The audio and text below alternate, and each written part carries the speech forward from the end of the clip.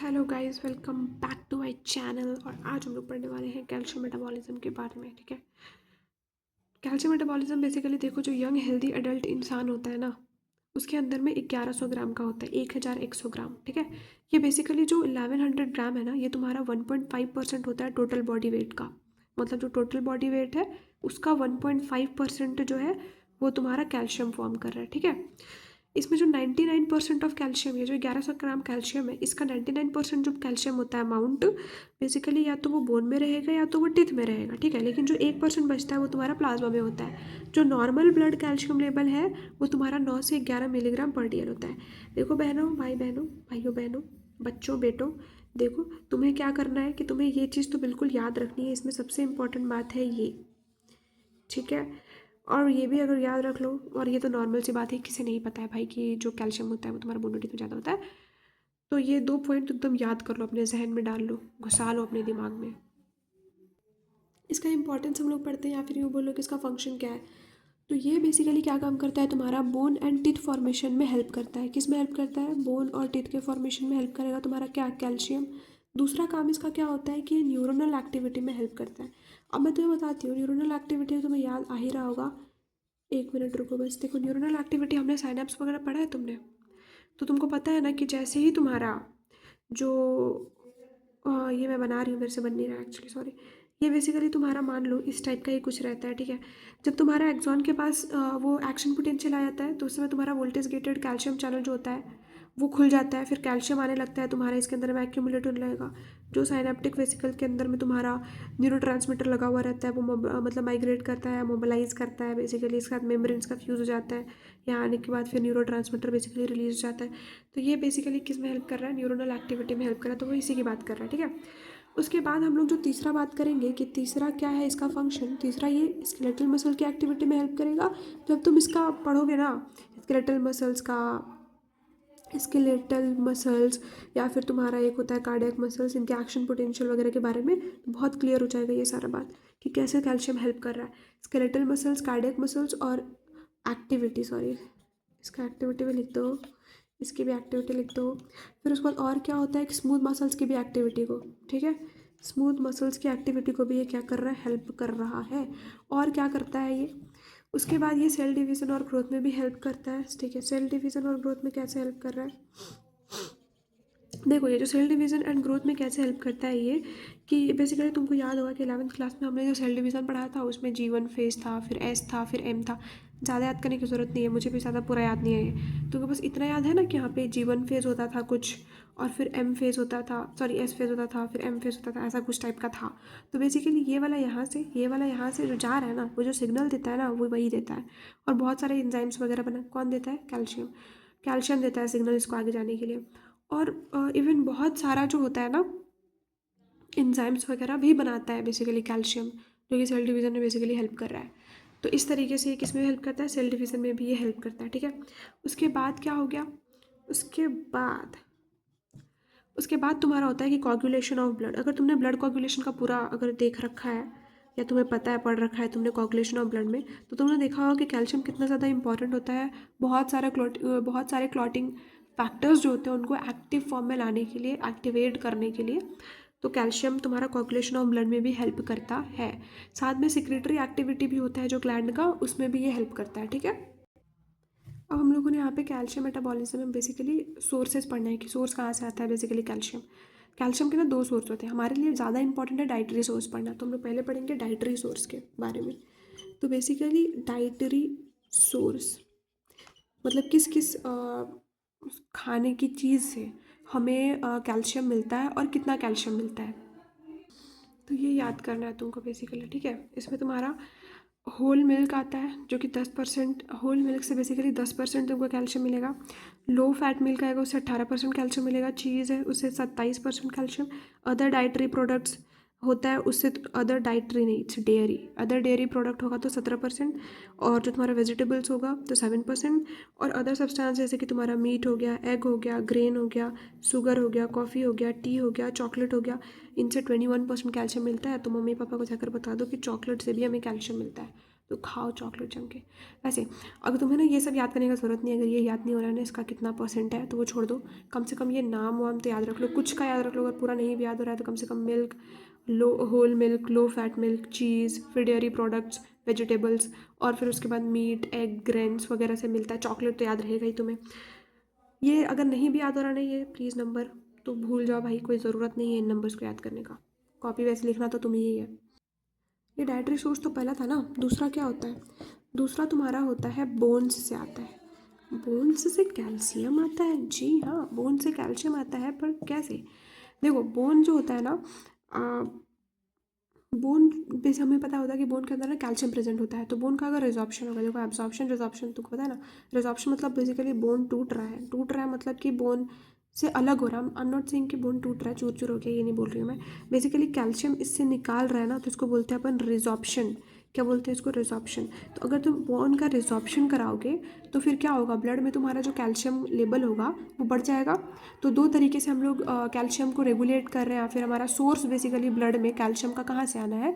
एक तो तुम खाना जो खा रहे हो उससे आ सकता है, फिर बोन से तुम्हारा ज़बरदस्ती उसमें से निकाल रहा है तो उससे आ सकता है। तो हम लोग देखेंगे daily requirement of the calcium कितना होता है। 1 से 3 साल के बच्चों में 500 मिलीग्राम, 4 से 8 साल में 800 मिलीग्राम, 9 से 18 साल के अंदर में 1300 मिलीग्राम, 19 से 50 साल में 1000 मिलीग्राम, 51 ईयर से अगर ऊपर जा रहा है तो हो जाएगा 1200 मिलीग्राम, और प्रेग्नेंट लेडीज़ या फिर लैक्टेटिंग मदर में अगर देखोगे तो 1300 मिलीग्राम। मतलब भाई लैक्टेटिंग मदर या फिर प्रेग्नेंट लेडीज़ के अंदर में कैल्शियम का जो रिक्वायरमेंट है वो बढ़ जा रहा है। इसी को हम लोग आरडीए भी कहते हैं। मैंने पहले भी बहुत सारा जो मेटाबॉलिज्म पढ़ा है आयरन का, जिनका मैंने बताया है उसमें। हम लोग पढ़ेंगे एब्जॉर्प्शन एंड एक्सक्रीशन के बारे में। देखो हम लोग पढ़ने वाले हैं एब्जॉर्प्शन और एक्सक्रीशन ऑफ कैल्शियम के बारे में। कैल्शियम देखो जैसे तो तुम्हारा डाइटरी सोर्स के थ्रू आ रहा है ना, मान लो कि तुमने कुछ चीज़ खा लिया तो उससे जो तुम्हारा कैल्शियम निकल रहा है, ठीक है, हमने पढ़ा था कि उसमें से 27% होता है। तो मान लो कि कैल्शियम तुम्हारा डाइटरी सोर्स कुछ तुमने खाया जैसे कि चीज़, तो उसमें से जो बेसिकली तुम्हारा कैल्शियम आता है वो एब्जॉर्ब हो जाता है तुम्हारा कहाँ पे? जीआई ट्रैक्ट में, फिर ब्लड में जाता है। मतलब ब्लड में जो जा रहा है ना, वो ब्लड में कैसे जा रहा है? Through GI tract. GI tract basically क्या करता है? एब्जॉर्ब करेगा बेसिकली जो डाइटरी सोर्स से बेसिकली तुम्हारा आ रहा है, डाइटरी सोर्स जो तुम्हारा आता है बेसिकली कैल्शियम, उसको जीआई ट्रैक्ट एब्जॉर्ब करेगा, फिर जीआई ट्रैक्ट एब्जॉर्ब करके ब्लड में भेज देता है, ठीक है। अब कैल्शियम के कितना है ब्लड में और कितना नहीं है, उसके बेसिस पे कैल्शियम का या तो एब्जॉर्प्शन होगा या तो कैल्शियम का ही एक्सक्रीशन होगा। ये मैं क्या बोल रही हूँ? मैं मतलब ये बोल रही हूँ कि बोन में हमने बताया था बोन का रिजॉर्प्शन एंड एब्जॉर्प्शन। तो बोन में कैल्शियम का मतलब बोन में कैल्शियम को एब्जॉर्ब कराया जाएगा, इसमें डाला जाएगा, या कैल्शियम को इससे निकाला जाएगा, मतलब रिजॉर्प्शन होगा। ये डिपेंड करता है कि अमाउंट कितना है कैल्शियम का ब्लड के अंदर में। अब देखते हैं कि इसका एब्जॉर्प्शन कैसे होता है गैस्ट्रोइंटेस्टाइनल ट्रैक्ट में। बेसिकली यहाँ पे क्या होता है कि जो कैल्शियम होता है वो एब्जॉर्ब होता है तुम्हारा ड्यूडेनम से by carrier mediated active transport के थ्रू। मतलब कि जैसे कि तुम्हारा ड्यूडेनम, हमारा जो स्मॉल इंटेस्टाइन होता है उसका 3 पार्ट होता है। एक होता है ड्यूडेनम, एक होता है तुम्हारा जेजुनम, और एक होता है तुम्हारा इलियम। तो बेसिकली जो ड्यूडेनम होता है इसमें जो एब्जॉर्प्शन होता है वो होता है तुम्हारा किसके थ्रू? एक्टिव ट्रांसपोर्ट के थ्रू इसमें एब्जॉर्प्शन होता है। और यहाँ पे जो होगा फैसिलिटेटेड डिफ्यूज़न एक्ट कर काम करेगा, और इस फैसिलिटेटेड डिफ्यूज़न से बेसिकली तुम्हारा क्या हो जाएगा? एब्जॉर्प्शन हो जाएगा, ठीक है। अब हम लोग एक कन्फ्यूज़न हम बताते हैं, ठीक है। जिसको कन्फ्यूज़न नहीं आता है वो अपने कान बंद कर लेना या फिर स्किप कर लेना यहाँ पे वीडियो को, नहीं तो हो सकता है तुम लोग कन्फ्यूज़ हो जाओगे, क्योंकि मेरे को एक कन्फ्यूज़न आया था इसलिए मैं तुमको बता रही हूँ, ठीक है। तो देखो अब तुमने बोला कि ड्यूडेनम के अंदर में ये एक्टिवली ट्रांसपोर्ट होता है। पता नहीं भाई मेरे को बताना चाहिए नहीं, पर मेरे में आया था ये कन्फ्यूज़न। अगर तुमको लगता है कि तुम कंफ्यूज हो जाओगे तो भाई पहले स्किप कर लो, पहले डाउट सुन लो। मान लो कि तुम्हारा इंटेस्टाइन है, मतलब इंटेस्टाइन है, ये ड्यूडेनम है, जेजुनम, इलियम जो भी है। अब मैं इसको इस तरीके से बना रही हूँ ताकि तुमको समझ में आए। यहाँ पे मान लो कि तुम्हारा फूड था, ठीक है, डाइट के थ्रू जो तुमने फूड में तुम्हारा कैल्शियम आया है, ठीक है। ये तुम्हारा बेसिकली क्या होगा, ये तुम्हारा हम बोल रहे हैं कि ये एक्टिव ट्रांसपोर्ट के थ्रू बेसिकली तुम्हारा एंटर करेगा ड्यूडेनम के अंदर में। पर ये ड्यूडेनम में भी कहाँ करता है? ड्यूडेनम में एंटर करता है तुम्हारा सेल के अंदर में, इस ड्यूडेनम के सेल के अंदर में एक्टिवली ट्रांसपोर्ट होकर ड्यूडेनम के सेल के अंदर जाएगा, और बेसिकली इस ड्यूडेनम के सेल से फिर उसके बाद तुम्हारा ब्लड में जाता है। यहाँ से बेसिकली एक्टिव ट्रांसपोर्ट के थ्रू ही जाता है, पंप कर देता है इसको बेसिकली ब्लड में, ठीक है। बस यही बताना चाह रही थी मैं, और कुछ नहीं। उसके बाद मैं ना अब तेरे को बताती हूँ एक्सक्रीशन के बारे में। देखो जब ये किडनी से पास हो रहा होता है तो जो बहुत ही लार्ज अमाउंट जो होता है बेसिकली कैल्शियम का, वो ग्लोमेरुलस के थ्रू फिल्टर हो जाता है, ठीक है। अबाउट देखो मैंने क्या बोला कि बहुत सारा अमाउंट जो है ग्लोमेरुलस के थ्रू क्या हो जाएगा, फिल्टर हो जाएगा। अब इसका जो 98 से लेके 99% ऑफ द कैल्शियम जो फिल्टर होकर तुम्हारा इधर आ गया बाउमेंस कैप्सूल के अंदर में या फिर रिनल टिब्यूल के अंदर में, उसका क्या होता है बताओ। 98 to 99% तो इसमें अंदर आ गया मान लो, तो उसका क्या वो बाहर निकल जाएगा, एक्सक्रीट हो जाएगा पूरा का पूरा? नहीं। तो उसको क्या करते हैं हम लोग, फिर से रीएब्जॉर्प्शन कराते हैं। फिर से सुनो यार मेरी बात को, मैं क्या बोल रही हूँ, तुम मेरे को थोड़ा कंफ्यूज कर दिया ना मैंने। अभी फिर से सुनो मेरी बात को। देखो मैं ये बोल रही हूँ ना कि बहुत सारा फिल्ट्रेट जो ग्लोमेरुलस में है ना, तो वो सारा का सारा फिल्टर हो जा रहा है, ठीक है। मतलब जो कैल्शियम आ रहा है यहाँ पे उसका उसका जो मोस्ट ऑफ द कंपाउंड है ना, मतलब मोस्ट ऑफ द कैल्शियम है ना, वो फिल्टर्ड हो जा रहा है इसके अंदर में। बट इसका अब इसके अंदर में तुम्हारा जो जितना भी आया है कैल्शियम, इतना सारा आया है तो सारा का सारा तुम्हारा एक्सक्रीट थोड़ी हो जाता है। बहुत ही small amount of the calcium होता है एक्सक्रीट, उसका 98 से 99% जो होता है फिर से रीएब्जॉर्ब हो जाता है। मतलब यहाँ से 98 से लेके 99% क्या हो जा रहा है, फिर से रीएब्जॉर्ब हो जा रहा है दोबारा से। तो ये जो रीएब्जॉर्ब होता है वो होता कैसे है, देखो जो तुम्हारा पढ़ा है तुमने डीसीटी वगैरह, तो यहाँ पे बेसिकली क्या होता है, रीएब्जॉर्प्शन कैल्शियम का होता कहाँ कहाँ पे है? एक तो तुम्हारा होगा डीसीटी के अंदर में, और एक होगा तुम्हारा जो कलेक्टिंग डक्ट का प्रॉक्सिमल पार्ट होता है, तो proximal part of collecting duct में होता है, ठीक है। तो यहाँ पे डीसीटी के अंदर में कौन इंक्रीज कराता है इनके रीएब्जॉर्प्शन को, बेसिकली यहाँ पे आता है तुम्हारा पैराथॉर्मोन, और पैराथॉर्मोन आके यहाँ पे इसको इंक्रीज कराएगा। यहाँ पे proximal part of the collecting duct में कौन कौन आता है बताओ। यहाँ पे तुम्हारे पास आएगा विटामिन डी। विटामिन डी क्या कराएगा, इंक्रीज करेगा कराएगा रीएब्जॉर्प्शन को। लेकिन यहीं पे तुम्हारा कैल्सिटोनिन भी आता है। कैल्सिटोनिन क्या कराता है तुम्हारा, डिक्रीज करता है बेसिकली रीएब्जॉर्प्शन को, समझ में आया। मतलब कैल्सिटोनिन क्या करेगा, रीअब्जॉर्प्शन को कम करा रहा है, तो वो एक्सक्रीशन को सपोर्ट कर रहा है कि इसको भिजाओ भाई, बाहर फेंको इसको, ठीक है। बाकी पैराथॉर्मोन और विटामिन डी दोनों मिलके इसको क्या कर रहे हैं, एब्जॉर्प्शन में हेल्प करा रहे हैं, ठीक है। अब एक और बात यहाँ पे सुनना कि जो 11 देखो 1000 मिलीग्राम जो होता है हमारे पास कैल्शियम, वो डेली एक्सक्रीट हो रहा है। सुनो ध्यान से, मैं क्या बोल रही हूँ कि यहाँ पर 1000 जो तुम्हारे पास मिलीग्राम ऑफ कैल्शियम है वो एक्सक्रीट हो रहा है तुम्हारा, लेकिन उसका 900 मिलीग्राम जो है ना बाबू तुम्हारा, वो होता है किससे एक्सक्रीट, फीसेस से एक्सक्रीट होता है, ठीक है। और जो तुम्हारा बचा 100 मिलीग्राम, ये 100 मिलीग्राम जो होता है तुम्हारा, ये यूरिन के थ्रू तुम्हारा एक्सक्रीट होता है। इतना क्लियर है। अब हम लोग पढ़ेंगे regulation of the blood calcium. तो बेसिकली ये है तुम्हारा रेगुलेशन ऑफ कैल्शियम। तो यहाँ पे हमारा जो regulation of blood calcium level है, इसमें हमने क्या पढ़ना है कि दो चीज़ें हो सकती है, या तो तुम्हारा ब्लड कैल्शियम हो सकता है डिक्रीज़ हो रहा हो, या फिर ब्लड कैल्शियम हो रहा हो कि इंक्रीज़ हो रहा हो। तो ब्लड कैल्शियम बेसिकली जब तुम्हारा डिक्रीज़ होता है उस समय तुम्हारा पैराथायरॉयड ग्लैंड और जो तुम्हारा किडनी होता है वो कुछ रिलीज़ करेगा। पैराथायरॉयड ग्लैंड जो है वहाँ पे पैराथॉर्मोन रिलीज़ करता है। ये जो होता है बाबू तुम्हारा, ये प्रोटीन होता है, प्रोटीन हार्मोन है, ठीक है। ये जो तुम्हारा है ना, ये स्टेरॉयड हार्मोन है। किडनी रिलीज़ करता है तुम्हारा 1,2,125 डाईहाइड्रोक्सीकोलेकैल्सिफेरॉल, ये एक स्टेरॉयड हार्मोन होता है, ठीक है। ये क्या करता है तुम्हारा, ये जो पैराथॉर्मोन निकला था ये जाके बोन का रिजॉर्प्शन कराता है। मैंने बता रखा है कि बोन रिजॉर्प्शन मतलब क्या होता है कि बोन से कैल्शियम को बाहर निकाल रहा है। और ये क्या करता है तुम्हारा 125 डाईहाइड्रोक्सी कोलेकैल्सिफेरॉल, ये इंटेस्टाइन में जाके ना एब्जॉर्प्शन इंक्रीज करा देता है कैल्शियम का। तो ये दोनों मिलके क्या कर रहे हैं बेसिकली कि ब्लड कैल्शियम लेवल को बढ़ा रहे हैं, ठीक है। तो कोई बढ़ा रहा है तो कोई कम करने वाला भी होना चाहिए। देखो जब तुम्हारा ब्लड कैल्शियम लेवल बढ़ जाता है, ये दोनों मिलके क्या कर रहे हैं भी याद रखो कि बढ़ा रहे हैं, ठीक है। अभी ये याद रखो कि ये दोनों मिलके ना कैल्शियम लेवल को बढ़ा रहे हैं, ठीक है। उसके बाद यहाँ पे जो ब्लड कैल्शियम लेवल मान लो अगर तुम्हारा बढ़ गया, तो यहाँ पे थायराइड ग्लैंड जो होता है वो कैल्सिटोनिन रिलीज करता है। ये कैल्सिटोनिन जो होता है बेसिकली ये बोन, अच्छा एक और याद रखना कि थायराइड ग्लैंड में भी पैराफोलिकुलर सेल्स होते हैं जो कि तुम्हारा क्या रिलीज करता है, कैल्सिटोनिन। ये कैल्सिटोनिन तुम्हारा बोन डिपोजिशन में हेल्प करा, मतलब कैल्शियम को जाके बोन में डिपॉजिट करा रहा है, ठीक है। उसकी वजह से क्या होगा कि ये कैल्शियम लेवल जो है ब्लड में उसको कम करता है। कैल्शियम लेवल को क्या कर रहा है, ब्लड कैल्शियम लेवल को कम कर रहा है। तो बेसिकली एक जो है कैल्शियम को बढ़ा रहा है, एक कैल्शियम को कम कर रहा है। तो दोनों मिलके क्या करेगा, रेगुलेट करेगा, दोनों मिलके एक नॉर्मल ब्लड कैल्शियम लेवल को मेंटेन करके रखेगा। तो इसीलिए इसमें लिखा हुआ है कि ये सब के सब मिलके क्या करा रहे हैं, normal blood calcium level maintain करके रखा हुआ है, तीनों के तीनों। इसके अलावा कुछ अदर हार्मोन्स भी होते हैं, जैसे कि मैं बस बता देती हूँ मुझसे, उसको सुन लो। एक होता है तुम्हारा ग्रोथ हार्मोन जो एंटीरियर पिट्यूटरी से निकलता है, और एक होता है कॉर्टिसोल। जो तुम्हारा ग्रोथ हार्मोन होता है बाबू, वो क्या कराएगा तुम्हारा, वो तुम्हारे इंटेस्टाइनल एब्जॉर्प्शन को इंक्रीज करा देता है, ठीक है। और तुम्हारा कॉर्टिसोल, हाँ लेकिन एक याद रखना, एक्सक्रीशन को बढ़ा देता है वो किडनी के थ्रू। सुनो, देखो बाबू, जो ये जीएच मतलब क्या, जीएच मतलब क्या, ग्रोथ हार्मोन, ठीक है, ज़्यादा दिमाग नहीं लगाना है, इट्स ग्रोथ हार्मोन, ठीक है। तो ग्रोथ हार्मोन जो होगा बेसिकली ये ब्लड कैल्शियम लेवल को इंक्रीज़ करता है।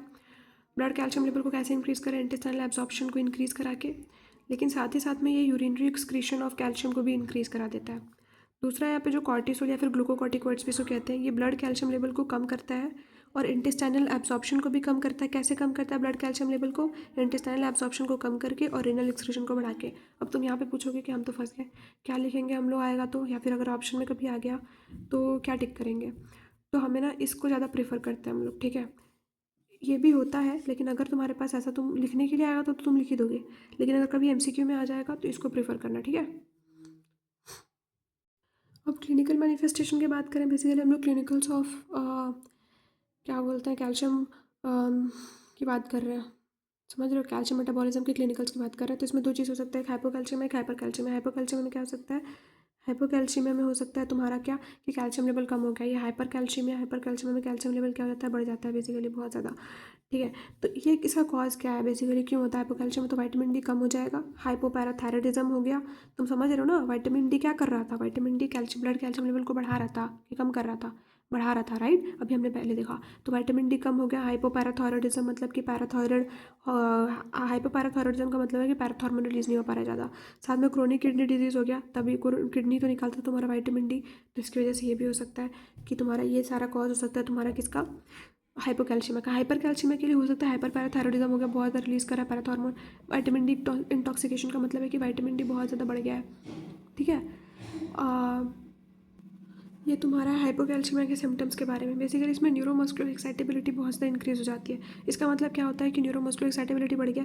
देखो, मेरा ये पर्सनली मेरा डाउट था कि हाइपोकैल्शियमिया के टाइम पे टेटनी कैसे हो सकता है, मतलब हाइपर कैल्शियमिया होना चाहिए ना, तब टेटनी होना चाहिए था। अगर ये भी नहीं समझ में आ रहा तो कोई दिक्कत नहीं है। अगर तुम्हारा डाउट, तुमको डाउट ही नहीं आया तो बहुत बेहतरीन चीज़ है ये भाई, कि डाउट नहीं आया है कि टेटनी, तो यहाँ बेसिकली न्यूरोमस्कुलर एक्टिविटी में टेटनी क्यों हो रहा है। देखो होता क्या है ना, कि जो कैल्शियम होता है ना, तुमने पढ़ा है कि तुम्हारा जो न्यूरॉन्स वाला जो तुम पढ़ते हो ना, pre synaptic terminal, post synaptic terminal, उसमें तुमने पढ़ा है कि सोडियम चैनल होता है कुछ। हाँ, तो ये बेसिकली जो सोडियम चैनल को ना स्टेबलाइज करके रखता है तुम्हारा कैल्शियम। कैल्शियम खत्म हो चुका है, बहुत कम हो गया है, तो कौन स्टेबलाइज करेगा उसको, कोई भी नहीं। तो अगर सोडियम चैनल को कोई स्टेबलाइज नहीं करेगा तो फिर वहाँ से बहुत ज़्यादा वो और बहुत जल्दी उसका डिपोलराइजेशन कराने लगेगा। बेसिकली वहाँ पे जो मसल का कॉन्ट्रैक्शन है फिर बहुत जल्दी जल्दी होने लगेगा, या यूँ मतलब मसल का contraction basically will lead to spasm, ठीक है। तुमको अगर ये बात भी समझ नहीं आ रही है भाई तो कोई दिक्कत नहीं है, मैं फालतू का बताती हूँ ये सारी चीज़ें।